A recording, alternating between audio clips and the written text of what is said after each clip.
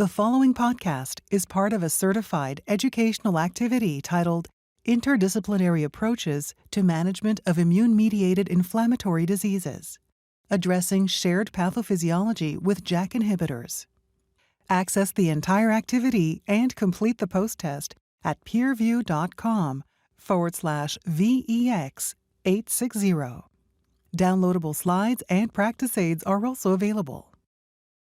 Hello, I'm Dr. Sakshi Khatri from the Icahn School of Medicine at Mount Sinai. Welcome to this educational activity on shared pathophysiology, JAK inhibitors, and team-based care to manage immune-mediated inflammatory diseases. So let's get started. Immune-mediated inflammatory diseases are a clinically diverse group of chronic diseases that share common immunologic and pathogenic features. They include a wide range of dermatologic, rheumatologic, and gastrointestinal conditions. The estimated collective prevalence of immune-mediated inflammatory conditions is 5 to 7% in Western countries. These conditions are associated with a significant burden on patients, causing pain and discomfort and impacting physical function and activities of daily living, psychological well-being, work and school life, and quality of life. Societal burden is also significant, both in terms of direct healthcare costs and indirect costs due to decreased work productivity and absenteeism. Given the shared pathophysiologic mechanisms driving these conditions, patients may be impacted by multiple concomitant immune-mediated inflammatory diseases, driving a need for treatment options that exhibit broad efficacy. While the landscape of disease-modifying anti-rheumatic drugs, or DMARDs, has evolved substantially over the last 2 decades, from conventional synthetic DMARDs to biologic DMARDs, and more recently to targeted synthetic DMARDs, there are no curative treatments for IMIDs. Biologic and targeted synthetic DMARDs have been developed that target cytokines and cytokine receptors, cell trafficking, cell activation, and cell depletion. Amongst the biologic therapies developed for IMIDs, only TNF inhibitors have exhibited a broad spectrum of efficacy across many diseases. For the other biologics, differential responses have been observed across involved tissues, even within individual patients. The Janus kinases, or JAKs, are a family of 4 cytosolic tyrosine kinases that regulate signal transduction downstream of cytokine receptors. JAK inhibitors may represent a new class of targeted synthetic DMARDs with potential to impact signal transduction pathways of multiple cytokines to mediate immune modulatory benefits across a broad range of pathologies. When we come back, I'll be joined by Dr. Marla Dubinsky, Dr. Emma Guttman-Yassky, and Dr. Alexis Ogdy, who will lend their expertise to a discussion on the current status and ongoing development of JAK inhibitors in the treatment of a variety of immune-mediated inflammatory diseases, customizing treatment for patients impacted by one or more of these conditions, and collaborative care across specialties. So stay tuned, and we'll be right back. Welcome back. Joining me today are gastroenterologist Dr. Marla Dubinsky, dermatologist Dr. Emma Guttman-Yassky, both from the Icahn School of Medicine at Mount Sinai, and rheumatologist Dr. Alexis Ogdy of the Hospital of the University of Pennsylvania. Thanks for joining us today to discuss immune-mediated inflammatory disease. I'm just so excited to have all of you here today. So let's just dive in. Let's discuss the commonalities and differences between the pathogenesis of the different IMIDs and the implications for treatment targets. Dr. Dubinsky, would you like to start off with the pathogenesis of IBD? Sure. So like other IMIDs, IBD begins with a genetic susceptibility. So in the face of a genetic susceptibility, thereby arises a dysregulated immune response to what we believe to be a dysbiotic microbiome. And at the level of the lining of the intestine, you will see a decrease in the mucosal layer. You'll see abnormal microbiota that are traversing this sort of permeable gut.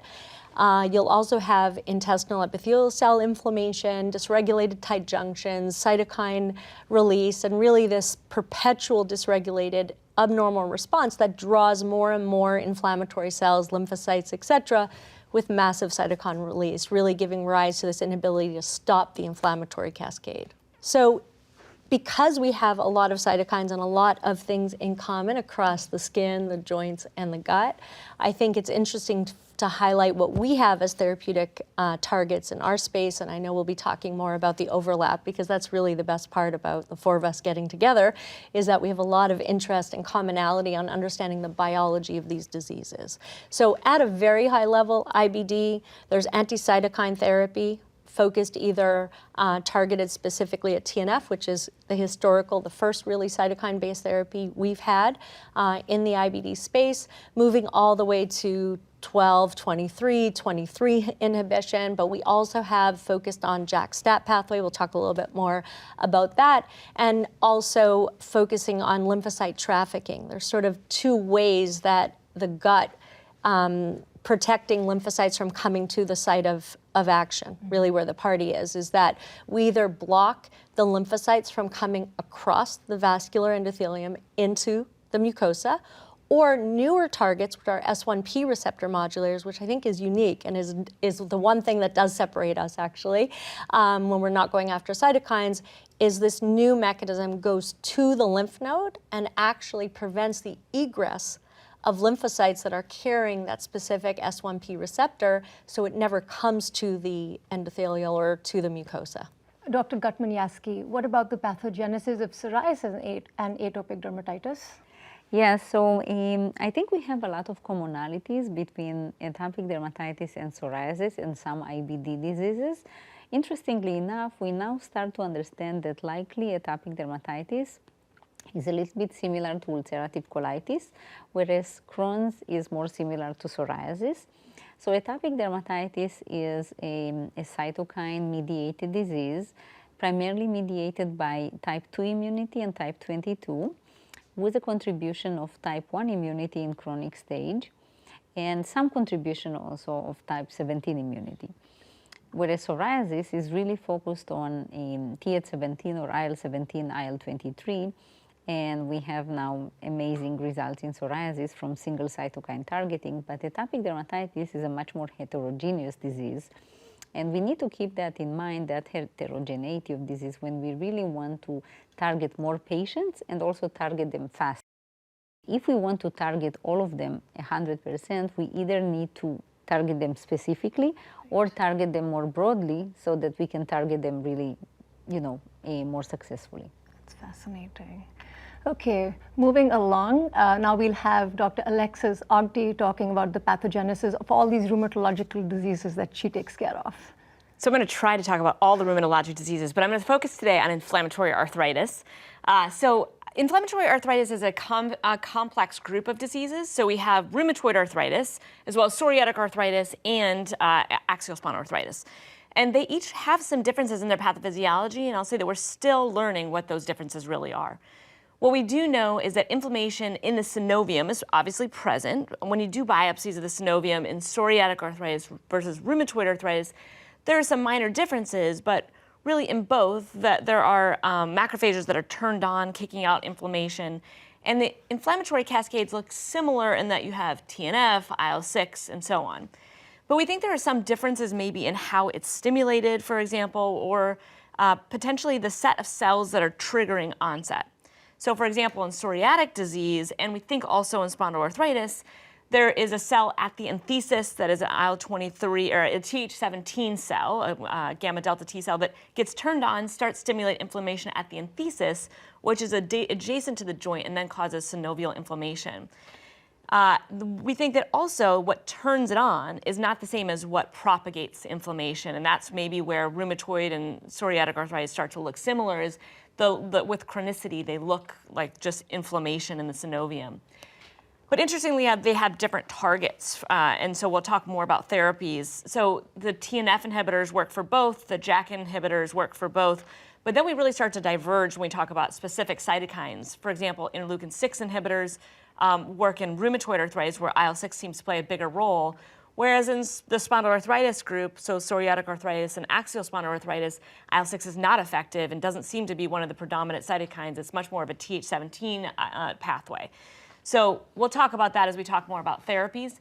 There's a lot to learn in this regard. I think one other differentiating factor between the two is the role of the B cell. So B cells probably have a bigger role in rheumatoid arthritis, both in stimulating inflammation and continuing inflammation, whereas in the spondyloarthritis group, we don't think that they have much of a role, although that's changed with some studies in psoriasis finding some B cells that were not expected to be there. So lots still coming down the road.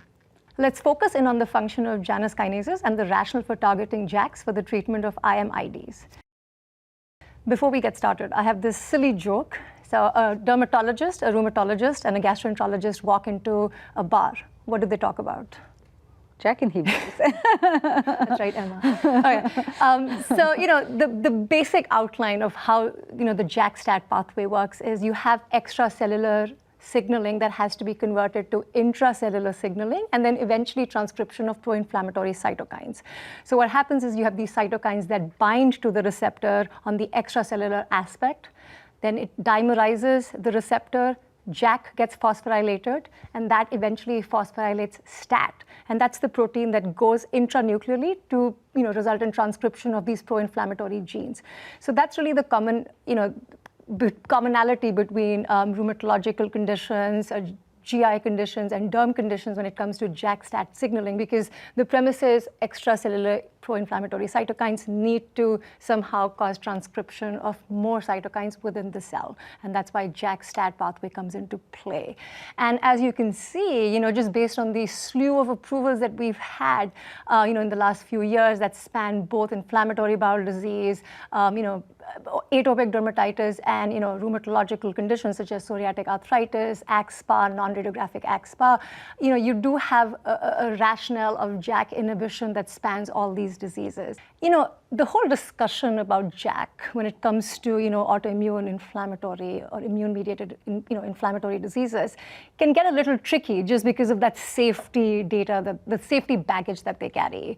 Do you want to take a stab at what let's start with you. Yeah, I'll start with dermatology. So in dermatology or in atopic dermatitis, and JAK inhibitors, I think, come very handy when we want to treat successfully the entire profile of the disease, regardless of what phenotype we have. Of course, they come with a baggage, and we need to keep in mind several things. The age of the patient. So now we know from surveillance over time that under 65 has a better safety than over 65. Women that are on contraceptives and smokers, it's a different safety profile as well. So definitely we need to ask the patient in front of us different questions, the age matters and so on. But definitely, many patients come to us and want an oral, right? Many patients are afraid of an injection. And I think it's important to have that shared decision making with the patient, talking about the safety on one hand, the ease of administration, and their preferences. Alexis, how about you? What kind of discussion do you have with your patients? Yeah, so I guess it depends on the disease and then what type of patient. So first of all, if I have a patient with axial spondyloarthritis, let's say, that has is 25 or 30, and a common one is a college student, so they don't want injections often, so the oral therapy is very attractive to them. Additionally, we know that it will cover their symptoms for the most part, so it's an effective drug, just as effective as any of our other therapies. I think the safety discussion with them, so I think we're going to dive into oral surveillance in a little bit, but that young patient was not in oral surveillance, and from the data that's available, they do not appear to have an elevated cardiovascular risk or any of the significant risks that come with JAK for that older population. So that's a population where we have that discussion about the trial. I mentioned the oral surveillance trial. I walk every patient through that when I'm prescribing a JAK. And I talk about how we saw differences in age. Again, we're going to dive into that in a little bit, but that they're out of that age range. And if you look at cardiovascular risk, that really tracks with risk for JAKs. And their cardiovascular risk is essentially 0 right now. So I think having that discussion and talking about the overall safety profile compared to a TNF inhibitor, which is our other perfect option for that patient maybe, a lot of them will select a JAK inhibitor because it's so easy. Right. So I think that population is different.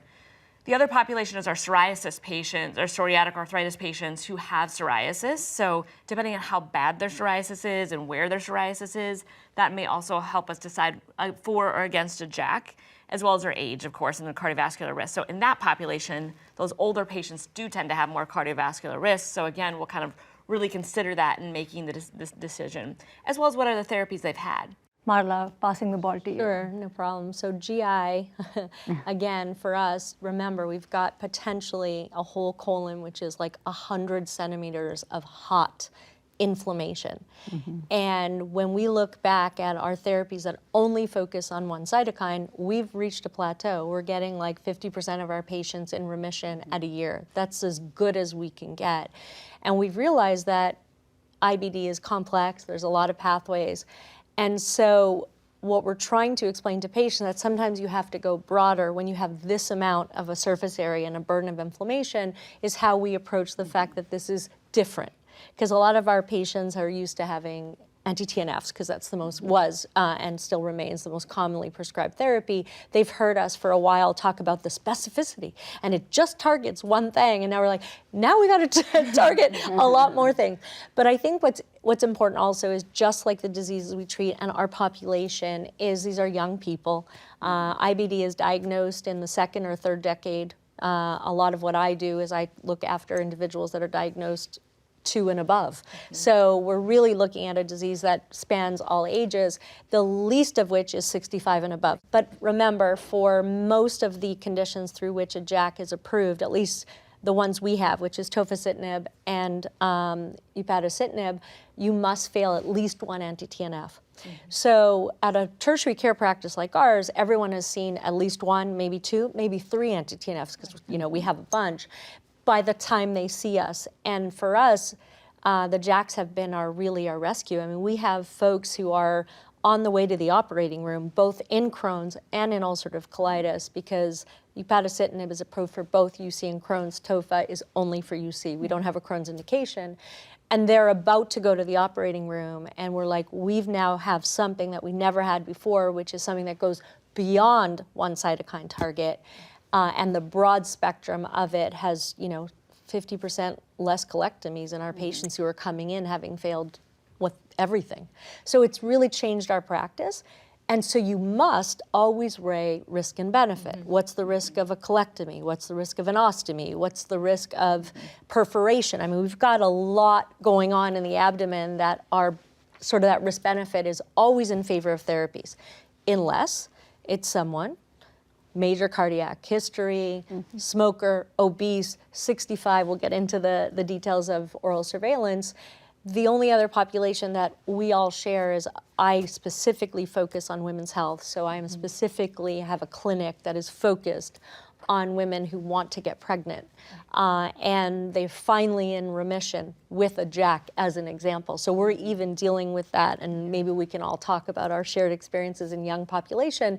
But that's the only caveat where I may take pause. However, what I tell my patients is you're not going to be able to get pregnant or have a successful pregnancy, gestation, unless you're in remission. Let's talk about Plan B after we actually get your disease under control. So there's always a backup, right? But it really is important to dissect out the elements of personalizing your approach to the patient sitting in front of you and balancing risk and benefit. And I just had a few call-outs that I wanted to make. So in GI and rheum, a JAK is after an anti-TNF. That is not what we see in dermatology. Our FDA approval doesn't say that you have to fail something systemic before you can give a JAK. And then for us, our JAKs also go down to 12 years and older. So baricitinib is approved for 12 and older. And abrocitinib too. Well, that's right. Thank you, Emma, for calling that out. And then, we also have dose changes. So like abrocitinib, we could start off at 100, go to 200. Same thing for upadacitinib. We can do 14, we can do 15, and then we can do 30. So we do have a lot of flexibility, which is there in the GI space as well. Sorry, Alexis, you're stuck with 15. And then I think it depends on the dermatologist and how aggressive they want to be. Some like to start on the lower side and then go higher, or the other way around. It's also a discussion with the patient. And one thing that in dermatology at least, but I bet it's like that for all the specialties, One of the pluses of JAK inhibitors is their very fast mechanism of action. So for example, if a patient has a wedding in 6 weeks from now, I cannot see another treatment that will really be able to clear that patient if the patient has moderate to severe atopic dermatitis. But with JAK inhibitors, we know that within 4 weeks, they are likely to achieve the maximal efficacy, and then they will maintain it afterwards, or maybe regain some more. But by 4 weeks, probably will get almost to the maximal efficacy. Of course, if somebody wants to be pregnant, like it was mentioned here, then our plans need to change, or maybe we can clear the patient and then transition to something else. Those are important discussion points with patients. Yeah. Hold that thought of speed. We will dive more about it when we talk about the clinical trials. Okay, yeah, I just wanted to talk about females for a sec, because the reason why, and just because our viewers may not know, but small molecules cross the placenta during organogenesis. So that's like the premise behind it. Plus, it was never tested to be 100% fair. Label, no discussion, not safe in pregnancy, not safe in breastfeeding. That's what the label says. So we're just talking about our real world experience and off-label discussion. But the whole purpose of differentiating, you talk about how do we communicate to our patients. We've got biologics that don't cross the placenta during organogenesis versus small molecules. So that's sort of why we're harping on, because not everyone understands the difference between them. And my patients certainly are asking, why? You told me this drug doesn't even communicate to the placenta until after week 27. So I think that's always good education for our viewers as well. Moving along, the major adverse cardiac events, malignancies, venous thrombotic episodes, increased risk of infection, and lab abnormalities that were observed with tofacitinib in rheumatoid arthritis prompted the addition of some black box warnings to the label. Labels for other JAK inhibitors also include these warnings. These observations also prompted the oral surveillance safety study. I'd like to ask my colleagues to discuss the study and results. So we'll start with you, Alexis, because it was the rheumatologist that started all of this. And this was out of tofacitinib, which was the first approved JAK inhibitor. And because the first indication was rheumatoid arthritis, the company was asked to do a study to examine cardiovascular risk and cancer, because those were concerns with this brand new mechanism of action. So they designed a study called oral surveillance. In oral surveillance, they took patients who were 50 or older with active rheumatoid arthritis who had at least one cardiovascular risk factor.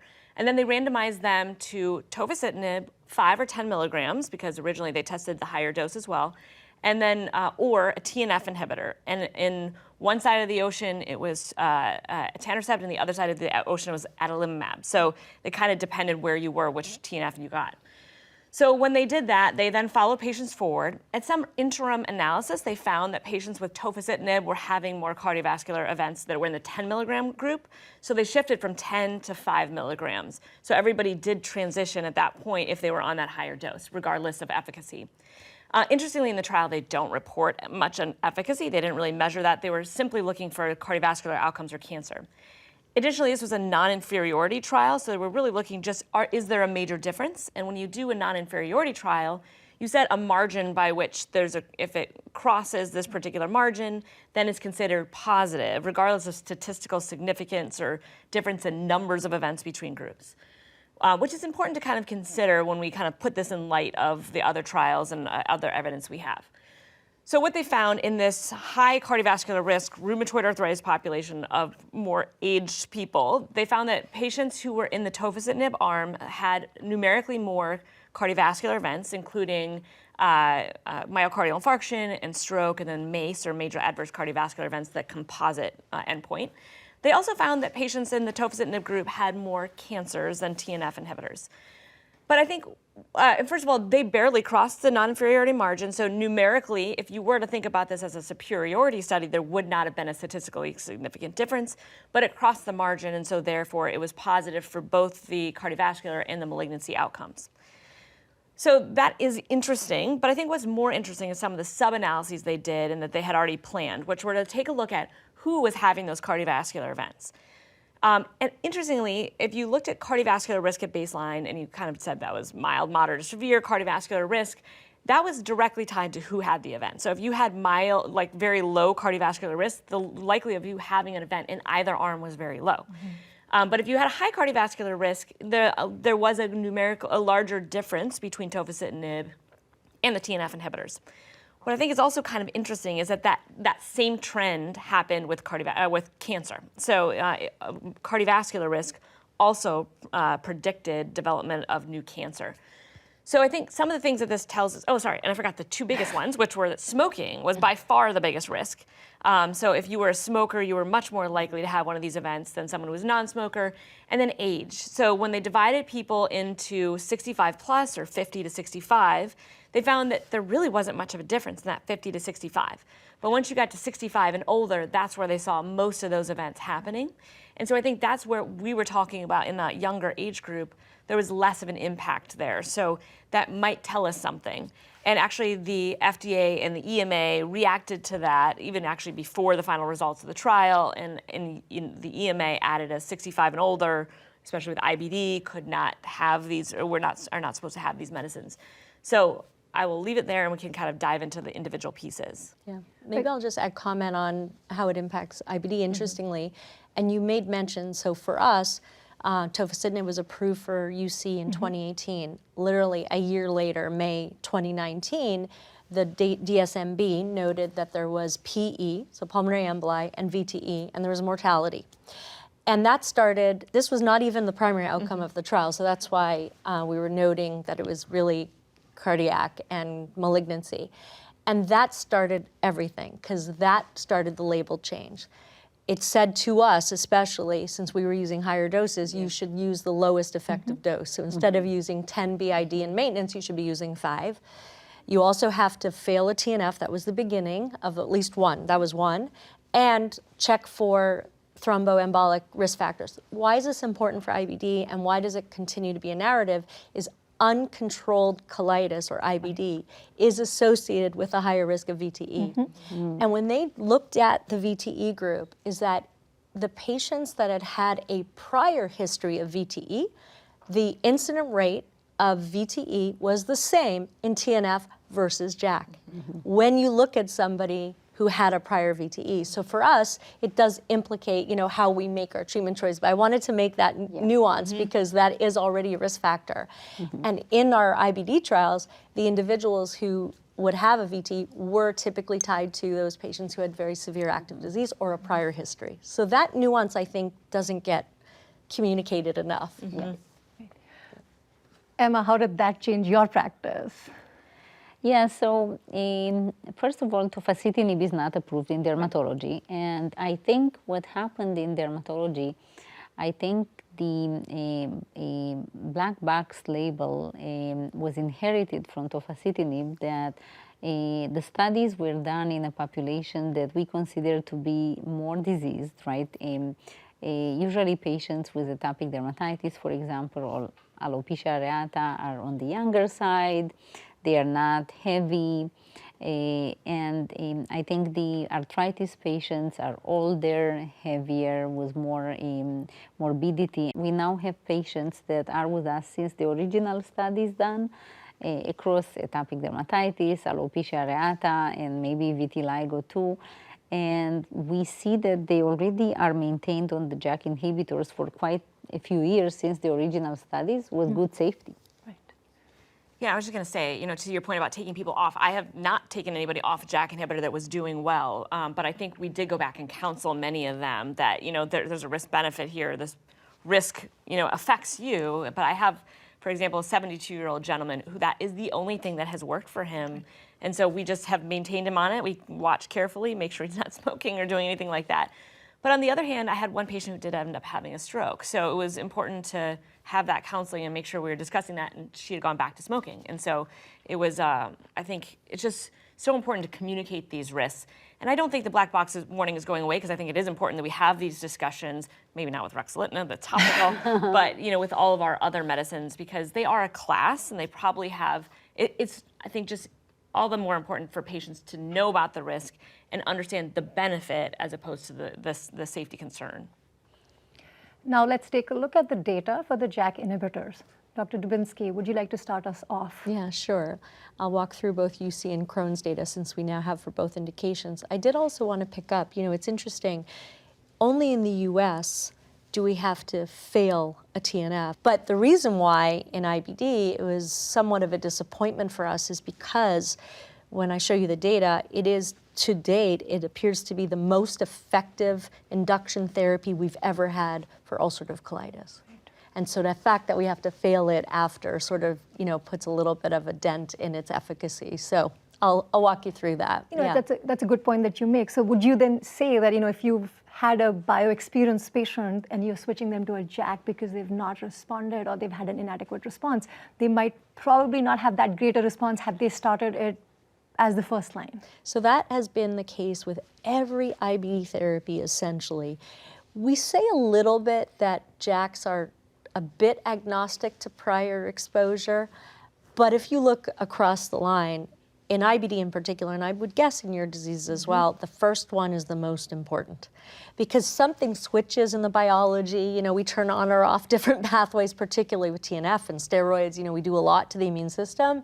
So when you look at the data of induction, for example, for ulcerative colitis, our clinical remission includes endoscopy. So just as a reminder, our outcomes are both clinical and an endoscopic outcome. So you have to have improvement in your colonoscopy as well as in your symptoms of rectal bleeding and stool frequency. So those are like the three key elements. It's about number of stools as well as if you see blood and also do you have an improvement. And just overall, if you just think about the primary endpoint was about 74% of individuals with ulcerative colitis responded in induction.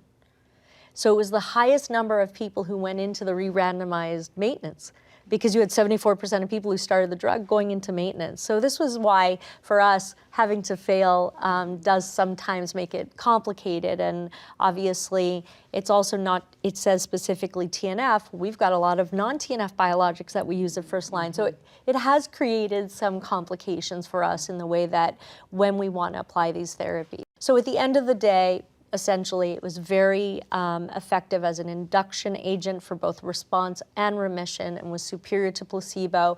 And I sort of mentioned when we talked about rheum being the source of the problem, is we use 45 milligrams of upadacitinib, so 3 times, right? So, and for us, the label says 8 weeks at 45, and then if you're not fully responsive, you may, in part of the labeling, get an additional 8 weeks, so what we call a second or extended induction, which has been a new thing because TOFA introduced that story to us when we originally got TOFA labeled in 18, is that not everyone responds at 8 weeks. You may need to wait a little bit longer in a very large small intestine or large intestinal inflammation.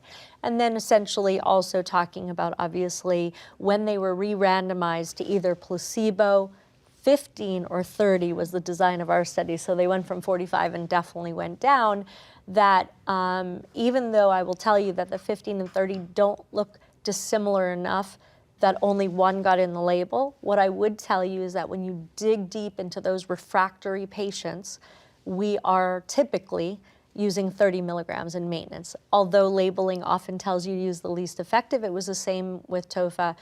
The lower dose did not work as well in those who had seen multiple biologics before. So it does speak to what you were asking about, that even though we position really good therapies second, it sometimes is not in the best interest of the patient. That is so. So in addition to what we know, you can never obviously talk about efficacy without framing in a balanced discussion around safety. We talked a lot about it. Just to let you know, venothromboembolic events, MACE, malignancy, that really is not what we're seeing in a 52-week trial. I will also make note that all of us know that you're not going to see an event that is less than 1 in 1,000 in a clinical trial. So that is why real-world and long-term extension data is so pivotal to us learning and educating our patients. So across the board, you see here that there was, with the 30, there was a low rate of VTEs. TOFA similarly met all of its primary endpoints, but what this also talks about is you all mentioned speed of onset. Now, it's not to say that a wedding is not urgent or going to school and I don't want to be in the dorm with patches of eczema. I sincerely agree. But when you are wearing a diaper, right, When you cannot go on long car ride, when you have urgency and isolation, speed matters. So what the JAKs did is change the game on rapidity of onset for UC, to a point where we couldn't believe it. In the post-hoc, 3 days in, no rectal bleeding in 25%, no longer having any stool frequency. And then we played the game with UPA, and it was 1 day. So these are all, remember, post-hoc, retro. They looked at the daily diary cards because we like to collect what happens daily. And Topher really changed the game on that. But at day 1 of UPA, 20% of patients already had a rectal bleeding score of 0. It's amazing. And so speed for us is important, and our need to avoid steroids and prednisone, because that really is a negative factor. That's the only drug. Opioids and steroids are the only drugs tied to mortality in IBD. So really important that we have something that works quickly. So that's why I say someone who's on the way to colectomy, even failing IV steroids in the hospital, we need a drug to tell us quickly whether this colon is going to respond. And just like with upadacitinib, the same safety profile we've all talked about, but again, unless you're a high-risk age group, our discussions are very similar, that it's a risk-benefit discussion, and obviously the benefit for most of our patients outweighs the risk. And the Crohn's data, we're so excited because this was first oral approved for small molecule advanced therapy, first oral advanced therapy ever approved for Crohn's disease. Okay, so Crohn's disease are using aspirin-based orals that are never been approved, but still the most prescribed therapy, unapproved, ineffective, still the #1 prescribed Crohn's therapy. So finally, we had the first oral that was approved for induction and maintenance. So this was a big deal for us for Crohn's disease. So we were really excited to have both induction and maintenance data. Similarly to the upadacitinib, the label and the safety was similar to what we all see in clinical practice. And for someone who's failing anti-TNF, and when we did the post-hoc analysis for perianal fistulas in the Crohn's trial, we actually saw dramatic fistula closures in induction with UPA. So that's why, for us, this is really, you can hardly tell that I'm not excited about this class, but it is such a game changer for our patients. Moving along, Dr. Guttman-Yassky, can you please tell us about JAK inhibitors in the derm space? In atopic dermatitis, what is really unique about the JAK inhibitors is that they achieve very quickly a control of itch, because the hallmark of atopic dermatitis is itch, right? Patients, they want immediately to have the itch stop. They will be a little patient with the redness, right, the patches, but I think the itch is what bothers them, what keeps them up at night. And JAK inhibitors control the itch very quickly and also achieve very fast efficacy, typically by 4 weeks. We achieve almost the maximal efficacy. You can see still it climbs a little bit up higher. And the different clinical trials were for 12 weeks or 16 weeks, depending on the JAK. Upadacitinib was 16 weeks, abrocitinib was 12 weeks. But what we saw is that we achieved a very nice efficacy at week 16. And then there were studies that were long-term for 52 weeks and later, which actually surprised me because I did not, or I was not sure that the efficacy will be maintained for that time. And what we saw is not only the efficacy was maintained, it even creeped up a little bit with both the upadacitinib and abrocitinib. And I think that's very good news for our patients on a JAK, because not only you can achieve quickly, you have that fast onset of response, but you will also maintain it over time. And that's very important for our patients because this is a chronic disease. So we saw that in terms of all the efficacy endpoints, both the EASI-75, the EASI-90, the clear or almost clear, IGA 0 or 1.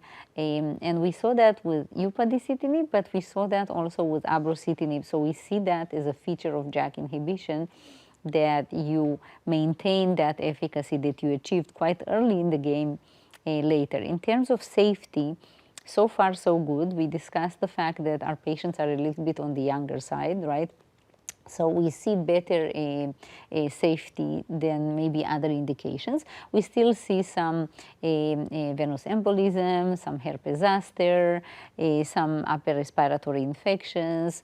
Not that we don't see them, and some malignancy rates or higher malignancy rates, but very, very small numbers. Right. With abrocitinib, in which it was a 2-year surveillance, and they separated it by 65 and up, 65 and under, smokers and not smokers.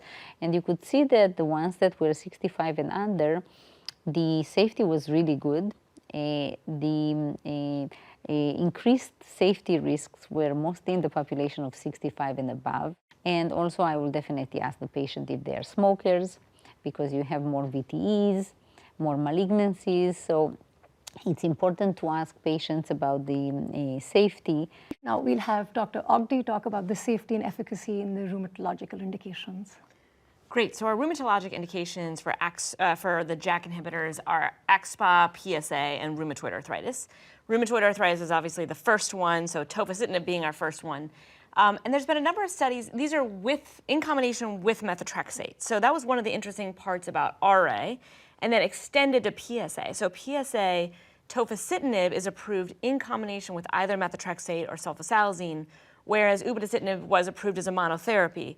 It was just early when these trials were being performed, they were really thinking of PsA as an RA analog, which bothers me a lot as a PsAologist. But in any case, I think that most people still use tofacitinib as a monotherapy, regardless of the FDA approval as a combination therapy.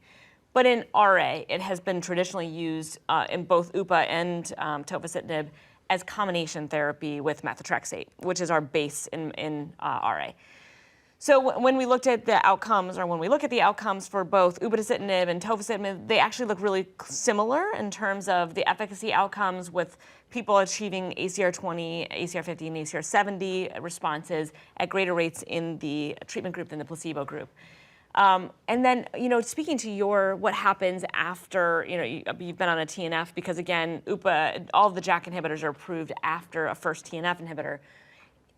With UPA in particular, they did a nice set of studies looking at first line versus second line versus third line, and we saw equal efficacy across the different lines of therapy. And that was true both in rheumatoid arthritis and psoriatic arthritis, which was one of our first therapies to really demonstrate that. So that's a pretty powerful effect as well, or aspect of these medications. So safety in RA was, one of the first where those VTEs started to show up. So we saw that with 15 milligrams in the original studies, but also the 30 milligrams. In PsA in particular, the efficacy of the two doses was slightly better for the 30 milligrams and the 15 milligrams, and we also saw that in RA. But because the efficacy was similar enough and there were slightly more events in the safety events in the 30 milligram arm, that led them to kind of take the safer route and go with the 15 milligrams. We are very happy to use these in our IBD patients, because then we are excited to be able to use that higher dose. And sometimes we're able to push the dose a little bit, but the majority of people do okay on that approved dose of 15 milligrams for UPA and 5 milligrams BID for TOFA. Otherwise, in other safety indications, you see the infections that you see with the TNF inhibitors, for example. The unique feature of safety here is the zoster infections. So we encourage all of our patients who are initiating a JAK inhibitor to get a vaccine. And particularly now we have the Shingrix vaccine, which is the killed vaccine. So they can get that at any time. It's also approved in 18 and up. So if you're going to be on an immunosuppressive therapy. And then we did see some of the cardiovascular events in the early RA trials, which again was part of why the oral surveillance study was performed. So I won't go too much in detail with some of the different RA trials. One difference in RA from PsA and ACPE is that baricitinib is also approved. So when we think about the different JAK inhibitors, we have tofacitinib, which is JAK 1 and 3, baricitinib, which is mostly 1 but a little bit of 2, and then we have upadacitinib, which is JAK1 selective. Baricitinib was another interesting one where they saw VTEs again, particularly at a higher dose of 4 milligrams, but 2 milligrams is approved here in the US. In Europe, they have 4 milligrams approved. It's also approved for alopecia areata in the 4 milligram dose. In the 4 2 milligram and 4 dose. milligrams. So in PsA, there were a number of studies performed, but particularly SELECT-1 and SELECT-2, or SELECT-1 PsA, SELECT-2 PsA. In those trials, one of which was biologic inadequate responders, and then the other one was biologic naive. And one of the interesting things about this in both PsA and ACPE is that you could actually almost lay the graphs on top of each other, and they were actually very similar. So that was also a unique feature of upadacitinib compared to other studies in which usually you see again that the second line or second line therapy tends to do worse. But again, that was one of the unique pieces of this. In terms of tofacitinib versus upadacitinib in psoriatic arthritis, one of the other interesting things was that there was an adalimumab reference arm in both those sets of studies for the biologic naive patients. And what they found was that in the tofa and upa essentially work identical to adalimumab. So adalimumab is really in rheumatoid and psoriatic arthritis and axial spondylitis, kind of our gold standard, if you will. But interestingly, for psoriasis, upadacitinib actually did slightly better than adalimumab in the psoriatic arthritis trials.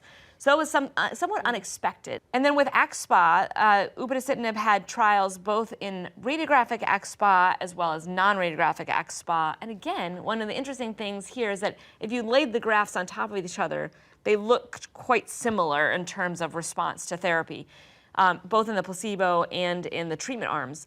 So again, from just a disease perspective, that's interesting because we're saying radiographic ACPE, which is ankylosing spondylitis, or otherwise known as ankylosing spondylitis, and non-radiographic ACPE really have similar disease activity and disease response to therapy. So again, kind of a nice set of studies there. And then within the other psoriatic arthritis and axial spondyloarthritis domains, the safety was very similar to RA, really nothing different or nothing newsworthy there. So just like briefly ask Marla what conversation she has about shingles with her patients, and then I'm going to segue to Emma. Yeah, so as you noted, really, I was remiss in saying, there was no MACE, there was no malignancy, but there was shingles, so that we saw. So across, I think, all of our domains. But what's interesting is that, remember, after 1995, most people were vaccinated against chickenpox. Mm-hmm. Mm-hmm. The risk of shingles in someone who's vaccinated against chickenpox is much less than if you got the wild type, right? Yeah. Most of us got the actual chickenpox at the parties. So the idea being is that whilst I agree, shingles for all our therapies, because we never know when you're going to end up on a JAK, or even with our TNFs, we see it. But the question is, does it need for everybody? Is it really those that are sort of born in 1995 and below, those that had wild type? So I'll tell you that I'm not 100% everybody 18, 19 and above. I think I do customize it based on what their varicella immunity is, because we check a lot of that, by the way, because we don't give, neither of us, we never give live vaccines, et cetera, but we're more concerned about active varicella infection more than we are, let's say, shingles in someone who's not immune. So there's a little bit, even different conversations that we're also having. So it's just based on our population. But if they're 50 and above, or they have had shingles, and or there's a family member living in the house that has shingles, we're vaccinating our patients. We have seen, as we've all, I think our patients have told you, how stimulating, because of the adjuvant in the vaccine. And we have, there is a concern, like, is that going to stimulate some massive immune response? So our patients, so it's more than just what we think, but it's also this informed decision as well. Yeah. Great points. Yeah. Emma, what about you? What discussion do you have around shingles with your eczema patients? Yeah, so, with the young ones, I don't tell them that it's mandatory, but for sure, with the ones that are, I usually don't give JAK inhibitors after 65. I made myself a really strong cutoff point unless there is some necessity. But usually I would not give JAK inhibitors after 65. But even patients after the age of 40, I do encourage them to get it. For the younger ones, I tell them, listen, it increases the risk, but I allow them to consider whether they want to get it or not. So they give some pushback, and they're like, oh, but this is more in older patients. So I said, listen, if it will happen, we'll treat it. It's not such a big deal. I've seen it in some patients. It was really not a big deal. We treated it and then we moved on. But I tell them that this is an option. Okay. Moving along, when our patients have one or more IMIDs, how do we treat? When we looked at the pathophysiologies of the IMIDs, we saw some overlap in the relevant therapeutic targets and some differences. So we'll first sort of talk about treat to target. I'm going to start with you, Marla. Yeah, so our targets have really dramatically changed because we used to, and just I always say to my colleagues when we're talking about it, is infliximab was approved based on, do you feel better for the last 7 days?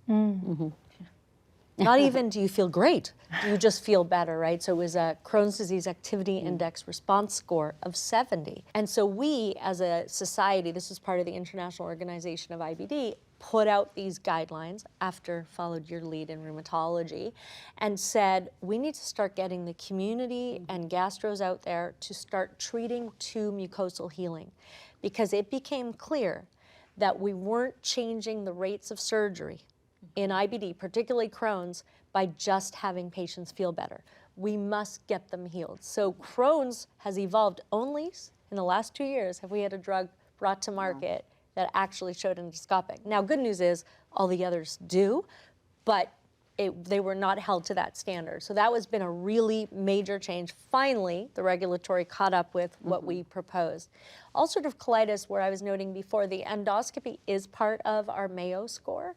So we've always required endoscopy in UC, so it wasn't a foreign concept. So what we presented here is that, yes, patients want to get better, and they want to get better quickly, so subjective improvements should be your first line of attack. But then you need to start to objectifying your outcomes. You need to start getting CRP normalization, fecal calprotectin, which is a stool marker that we're all familiar with as a marker of inflammation in the gut. Then you need to get endoscopic response at minimum.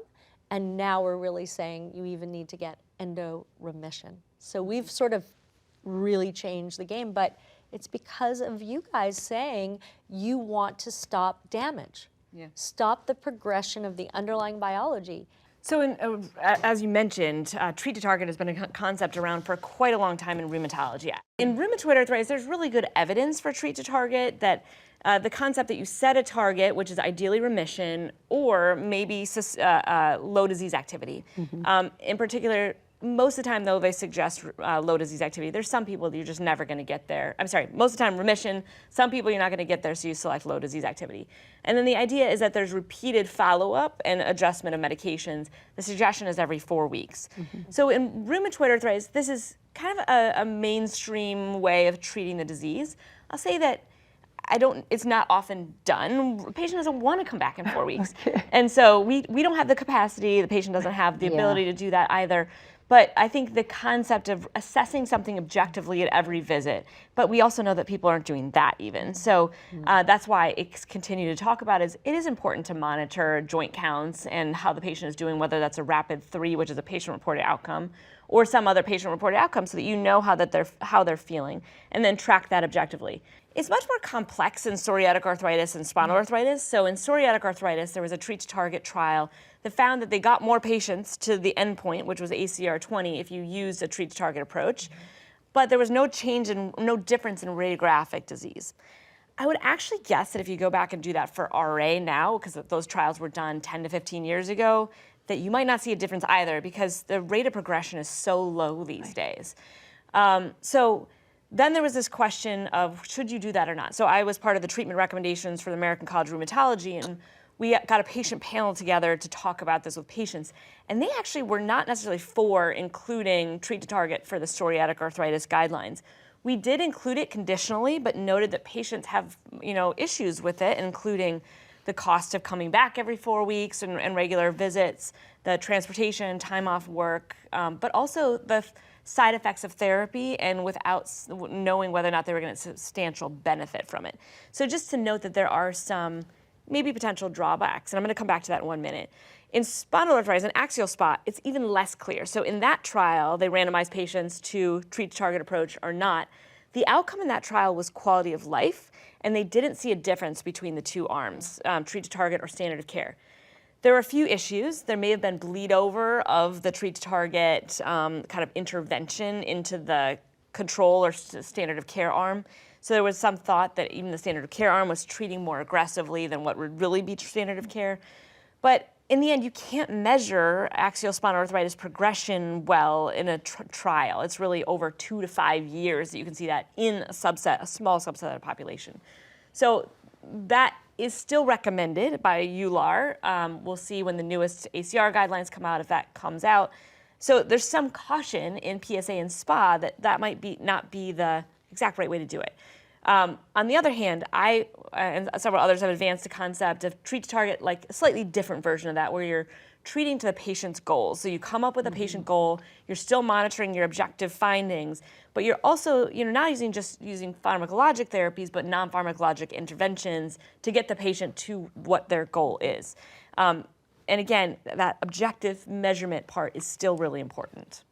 Okay, so we talked about sort of the shared pathogenesis, shared cytokine, the cytokine overlap. We have treatment options now that span both rheum, derm, and GI. So you have this sort of concept of cytokine hubs. What do you feel about that? Marla, we'll start with you because you seem to be most excited about that. I'm very excited about it. This is like the most exciting thing that happened during COVID was this New England Journal paper. Yeah.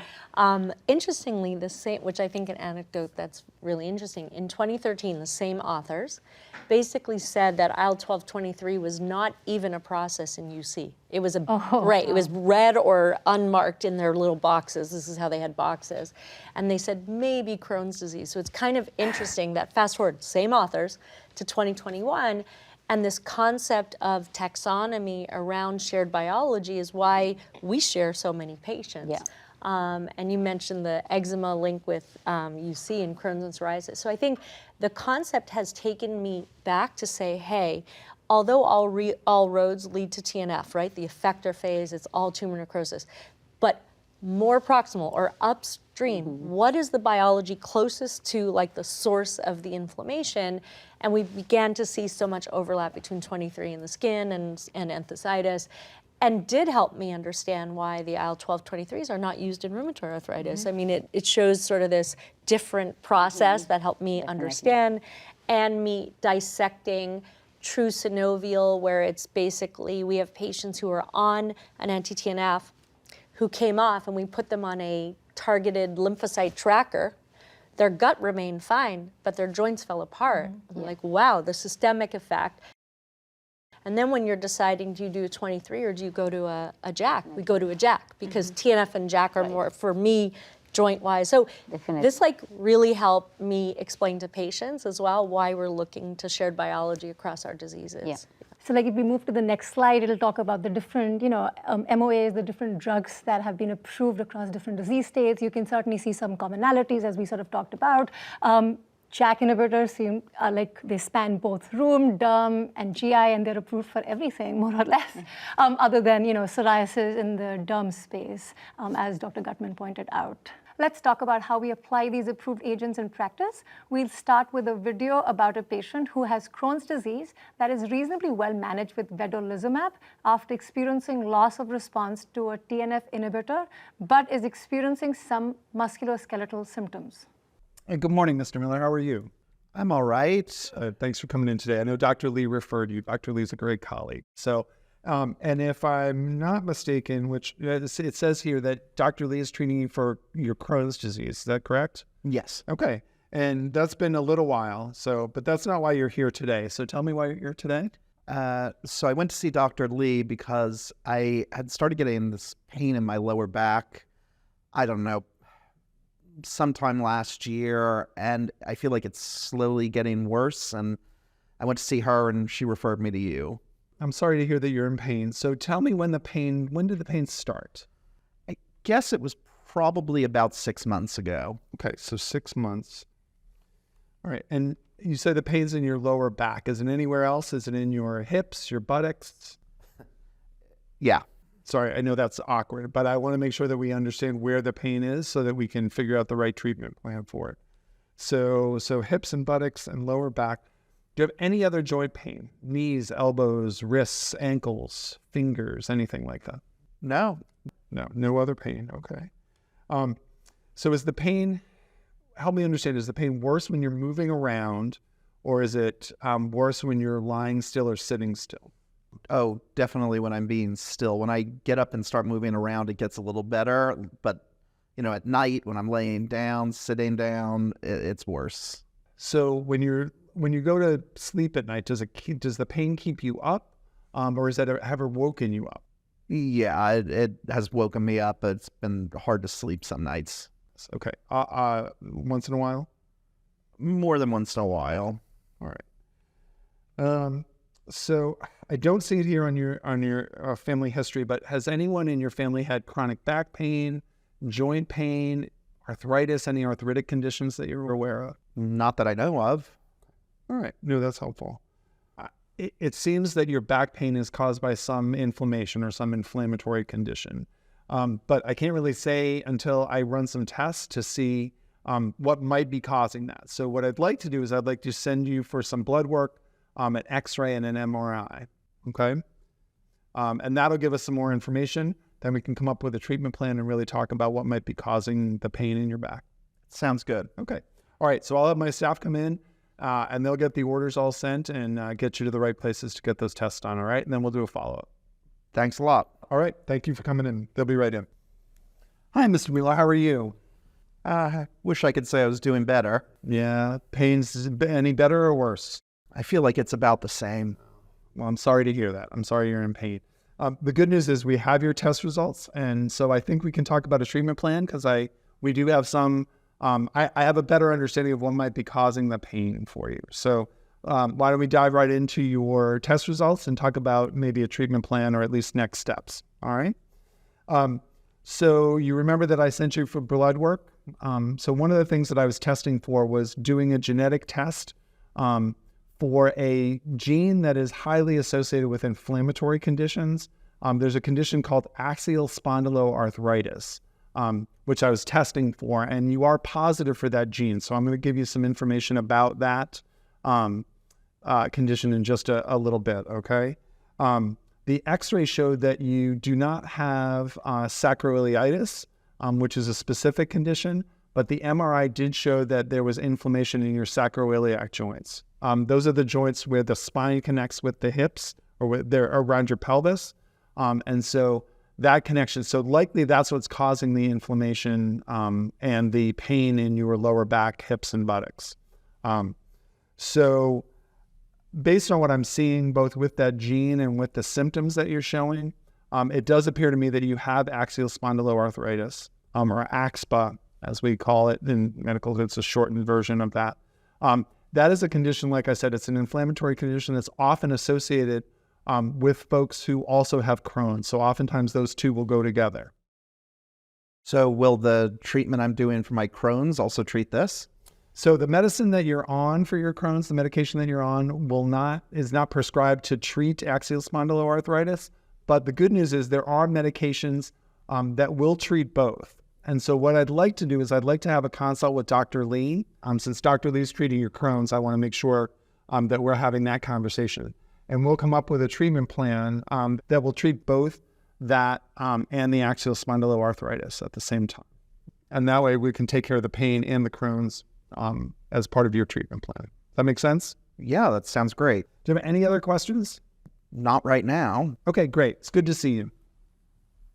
Marla, Alexis, I'm going to, give this patient's story to you guys. CD, having MSK symptoms on just a gut-specific molecule. What would you do next? Yeah, I sort of mentioned, like in our world, it's not uncommon where we don't discover the musculoskeletal signs and symptoms until we've removed a TNF. So I would have to say that the number one reason why we're switching off of an integrin or gut selective is because of arthritis or arthralgias. They're often joint pains, by the way. We don't see in our clinic like hot joints typically. It's a lot of arthralgias.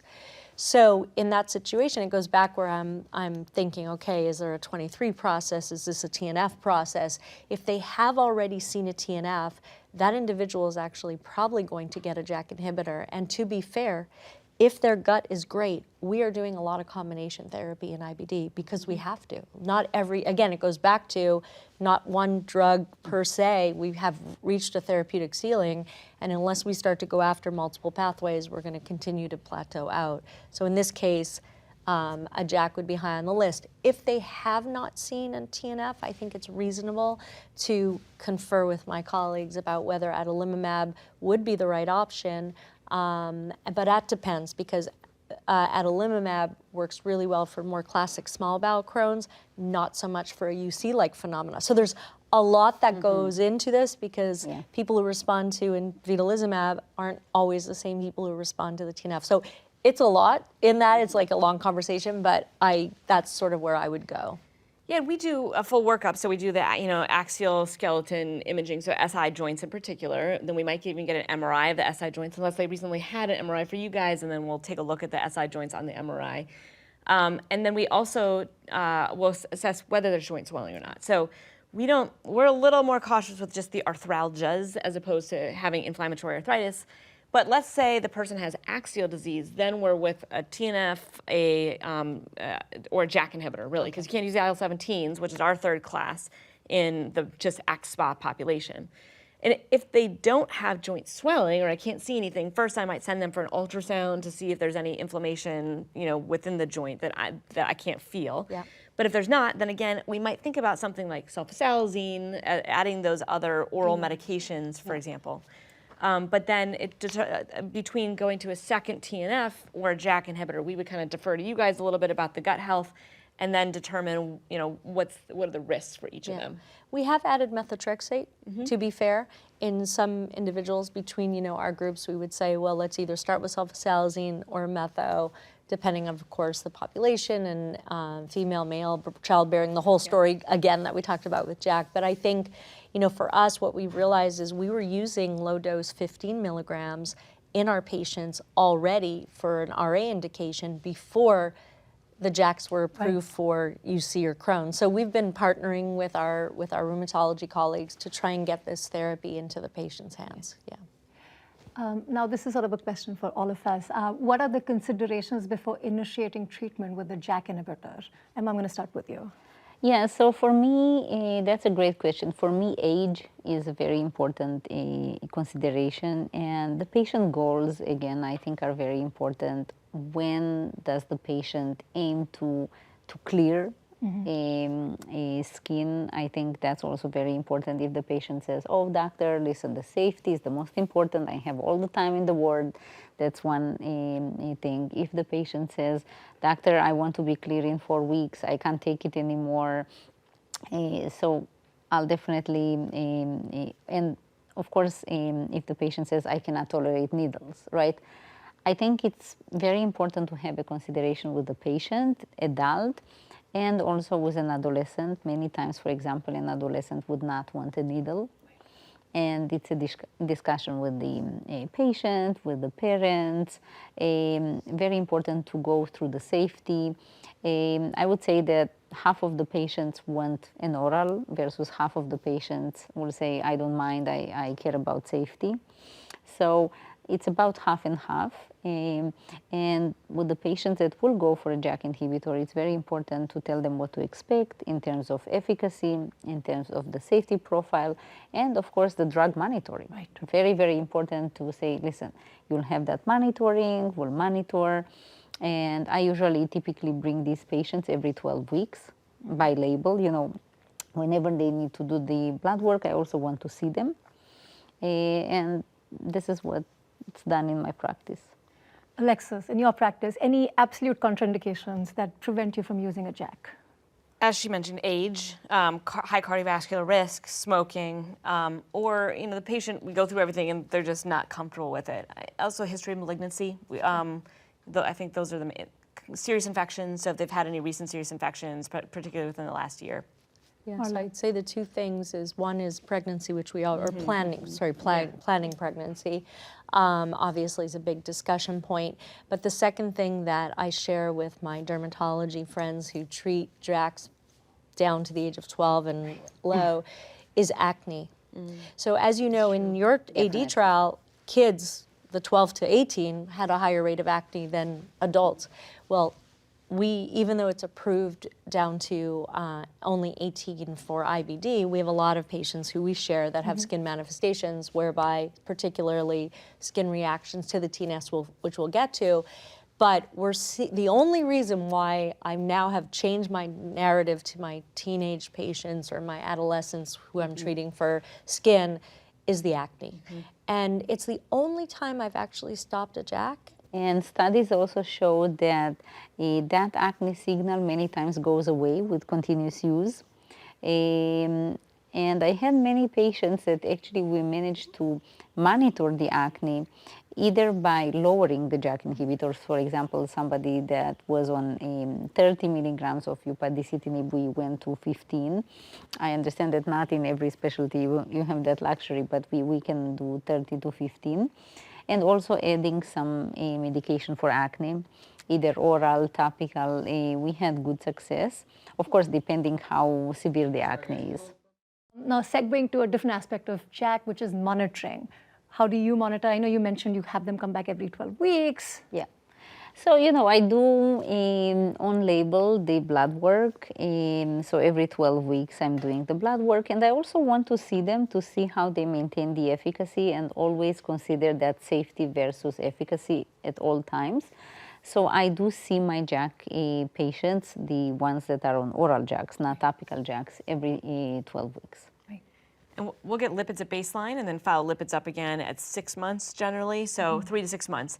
And I get labs every 3 to 6 months, so we're a little more lax in rheumatology with the labs than you guys in derm, but yeah, it's about 3 to 6 months. Yeah, and GI, we're also, because we're used to it with all of our therapies, we're getting labs with all infusions, et cetera. So baseline, even though it doesn't say you need to get baseline lipids, we do get baseline lipids because you never know. Just have a comparison point. That's right. Definitely. And then remind our patients to get fasting lipid and not, So, and then again at 12, 14 weeks, but specifically 12, and then every sort of 3 to 6 months thereafter, depending on their other labs. Yeah. We'll start with another video that demonstrates a less than ideal situation. Naomi Johnson was recently diagnosed with UC and developed a paradoxical rash after she was treated with an anti-TNF inhibitor. Hi, Naomi. I'm Dr. Carter. What brings you in today? Hi, I've developed some sort of rash. I think it's eczema. I had it when I was an infant, but I don't really remember what it was like. Okay, have you started using any new soaps or lotions, laundry detergent? No. No. How about any new medications? I was recently diagnosed with ulcerative colitis, and I was given some sort of shot, something. Adalimumab? Yes, that sounds familiar. Some people can develop a reaction to that. Where exactly is the rash? On my arms and legs. Okay, would it be all right if we took a look? Yes. Okay.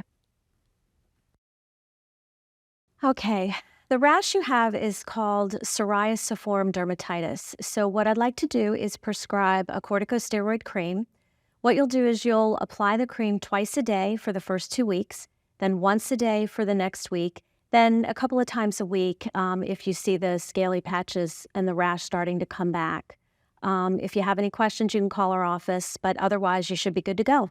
That sounds great. Anything to clear it up right away. Thank you. We'll get you that prescription. Thank you. You're welcome. Yeah, so we see a lot of anti-TNF induced psoriasiform or maybe just atopic dermatitis. We see patients that had a history of atopic dermatitis in childhood and they are being placed on an anti-TNF and they develop atopic dermatitis or alopecia areata. That's something we need to consider. And many times in these patients, if the GI doctor wants to keep them on the anti-TNF, will need to add, for example, dupilumab. So they will need to be on 2 different biologics. But then I started discussions with them because we can put them on 1 medication only, which is a JAK inhibitor that can tackle both. And that's a discussion many times I have with my GI colleagues. And it's really between 2 different biologics or 1 single medication that will tackle both. But what we were doing before JAKs were even in our world is we would stop the TNF and switch them to an IL-12, 23, because we didn't have 23s until more recently.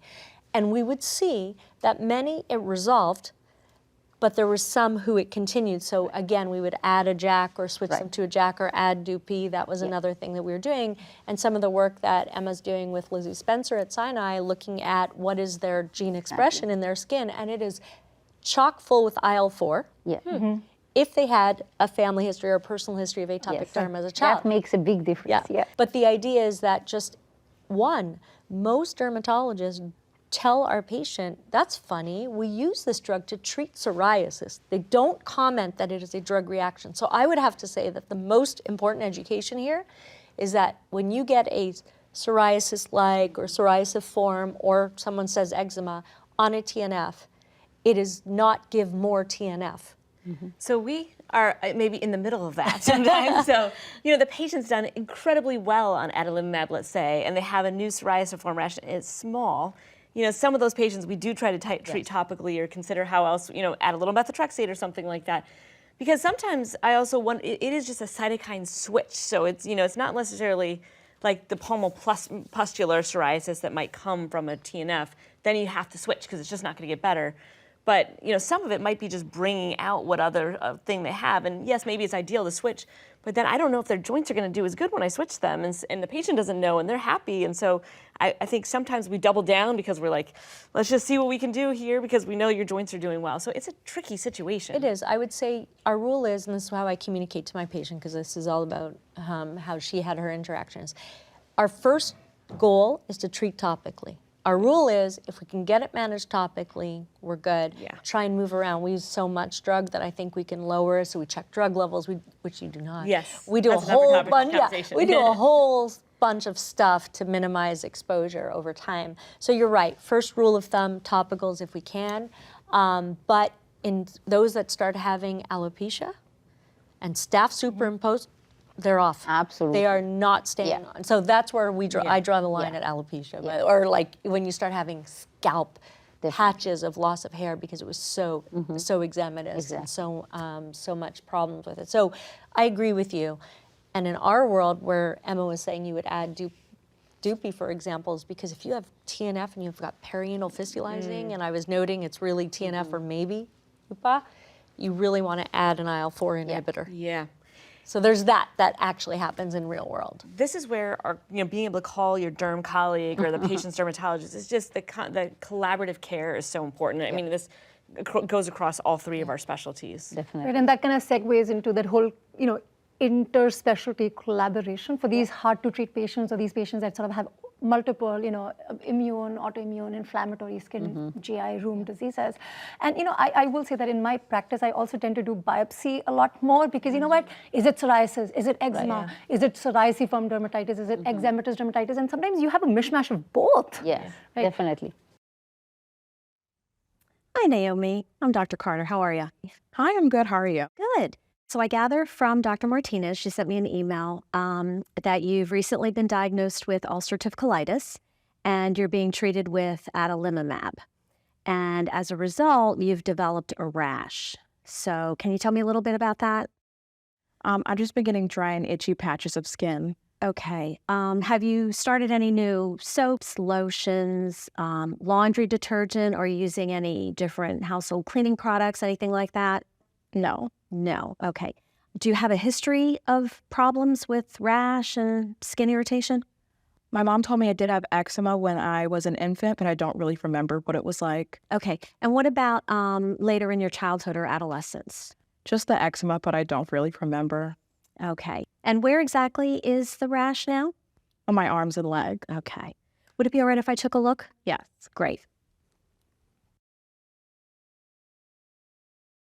Okay. Well, you have what's called psoriasiform dermatitis, and this can occur in patients that are treated with adalimumab, and there's a greater risk in patients with a history of eczema. What I'd like to do, if you're okay with this plan, is to prescribe for you a corticosteroid cream, and you will apply it twice a day for the first 2 weeks, then once a day for the next week, then a couple of times a week after that if you feel the patches start to come back. How does that sound? That sounds great. Okay, good. In the meantime, I will also reach out to Dr. Martinez and discuss with her the possibility of treating the ulcerative colitis with perhaps another agent, something that might treat both the ulcerative colitis and the psoriasiform dermatitis so that you don't have a flare of that again. And I would like you to also reach back to her to discuss treatment options. How does that sound? That's perfect. Okay. In the meantime, we'll get you the prescription, get that filled, start using it, but please call my office if you find that the rash is not improving or it's getting worse, because if so, we want to investigate maybe something else that we could try to bring you relief. That's perfect. Thank you so much. You're welcome. Okay. Now, we did talk about the advantages of cross-collaboration. Are there any pitfalls? Billing, I think there's just a number of visits, but also, we want to do a derm room clinic, and we're across the hall from each other, and we can run back and forth fine, but like billing, having a combined clinic is hard. You guys have figured it out, but that is something that I think is really a big benefit, but financially is challenging to figure out. I'm trying to sell Emma on the concept. It didn't work today. So the pitfall.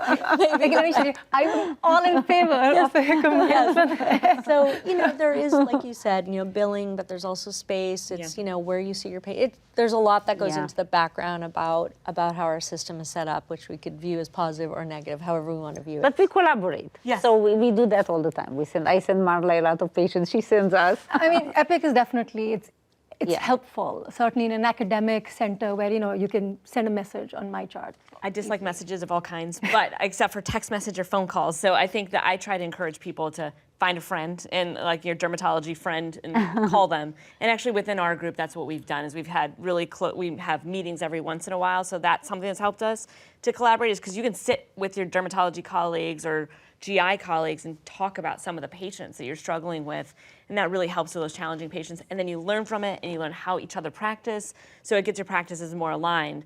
And then also we have the cell phone number. We just text each other when we're in the room with the patient saying, I think I'm going to switch to this medicine. What do you think about that? Or the other day, there was this patient who did have more eczematous rash, and I was going to switch to an IL-17 inhibitor, and the dermatologist was like, no, thank you. That's not what she needs, because that's not psoriasis, even though. And so I think those kinds of having a close colleague that you can just pick up the phone and have that conversation when the patient is sitting in front of you. Our lives are so busy these days in medicine, and the more messages going through the chart, or trying to arrange for a time to talk, it's just so hard. So pick up the phone and call. So what we have learned today, it's time for the top 7 takeaways. The first is immune-mediated inflammatory diseases are driven by some overlapping and shared pathogenic mechanisms. Treatment decisions for patients with multiple IMIDs should consider these overlapping pathophysiologies and employ agents with mechanisms of action that address all of a patient's IMID. The mechanism of action of JAK inhibitors with different specificities can address various IMIDs because they can inhibit signaling through multiple cytokine receptors at once. JAK inhibitors have demonstrated efficacy that is non-inferior, or in some cases even superior, to biologic DMARDs in treating IMIDs. However, JAK inhibitors have been associated with some concerning safety issues. A patient's comorbid condition and risk factors for MACE, VTEs, malignancy, and infection must be considered before initiating treatment with a JAK inhibitor. A collaborative interspecialty approach is essential to provide patients who have more than one immune-mediated inflammatory disease receive optimal treatment for all of their conditions. And lastly, engaging patients with immune-mediated inflammatory diseases in their care using the concept of shared decision-making can also help ensure that the patient will know what to expect from that treatment and be more satisfied with the response.